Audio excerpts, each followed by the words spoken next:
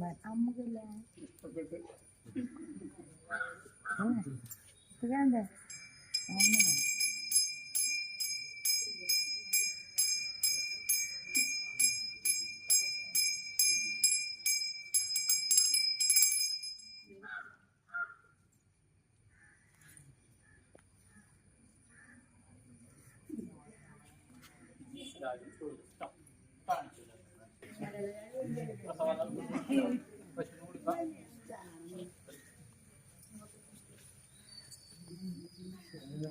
അതിന്റെ ഭാഗമായിട്ടാണ് നമ്മൾ ഇന്നും ഈ ഗോപൂജ സംഘടിപ്പിച്ചിട്ടുള്ളത്.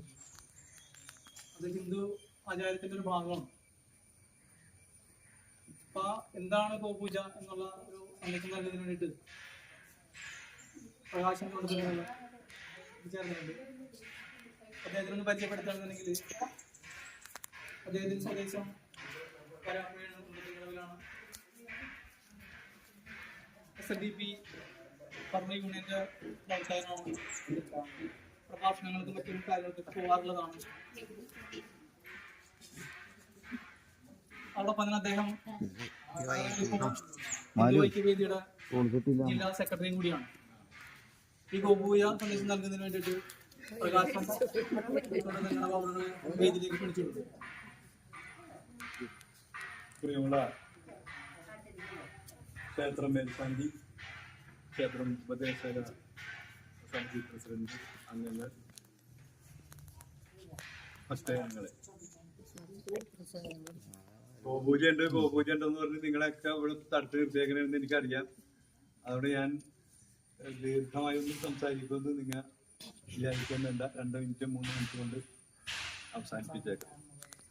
ഏതായാലും ഈ ഒരു ചടങ്ങിൽ, ഈ ഗോപൂജ ചടങ്ങിൽ പങ്കെടുക്കാൻ കഴിഞ്ഞ നമ്മളെല്ലാവരും ഭാഗ്യവാന്മാരും ഭാഗ്യവതികളുമാണ്.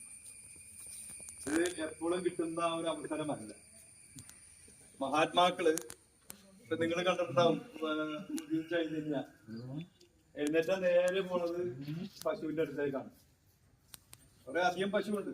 ആ പശുവിനെയൊക്കെ പോയി തൊട്ട് തലോടി തൊഴുത് ആശീർവാദം വാങ്ങിച്ചിട്ടാണ് ഒരു ലൈനിന് മുതൽ ഫീൽഡിലേക്ക് ഇറങ്ങുന്നത്.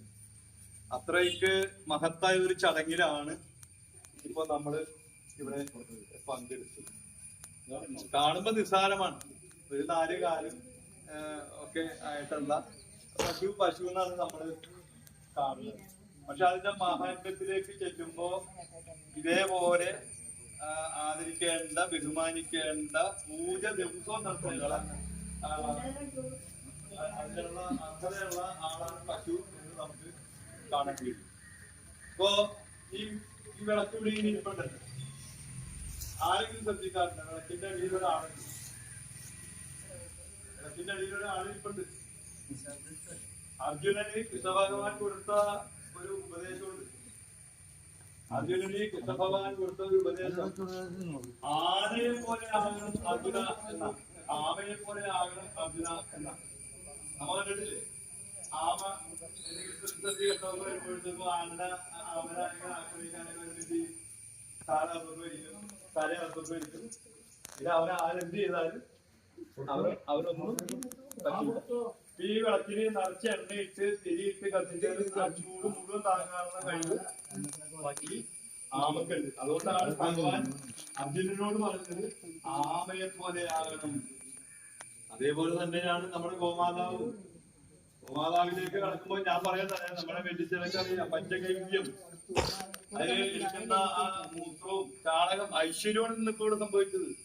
ചാണകം ഇപ്പോഴല്ലേ നമുക്ക് ടൈൽസും മാർബിളും ഒക്കെ വന്നത്. നമ്മുടെയൊക്കെ അച്ഛന്മാര് കടത്തിരുന്നത് ചാണകം മെഴുകി, ആ ചാണകം മെഴുകി പായി പിരിച്ചല്ലേ കിടന്നിരുന്നത്. അത്രക്ക് അസുഖങ്ങൾ വരെ ഉണ്ടാവുകയായിരുന്നു ചാണകം മെഴുകിയ പൊഴി കിടക്കുന്ന ആളുകൾക്ക്. കാണുമ്പോ ഒരു പശു അത്രയൊക്കെ ഉള്ളു. ആ പശു തരുന്ന ഒന്നും കളയാനില്ല പശുവിൽ നിന്ന്. ഈ ഗോമാതാവിൽ നിന്ന് നമുക്ക് ഒന്നും തന്നെ കളയാനില്ല. എന്നാൽ സവിശേഷമായ കുറെ ഗുണങ്ങളുണ്ട്. സവിശേഷമായ കുറെ ഗുണങ്ങൾ നമ്മൾ ശ്രദ്ധിക്കലില്ല. നമ്മളെ ശ്രദ്ധിച്ചിട്ട് നമ്മൾ പുറത്തേക്ക് കളയാനില്ല.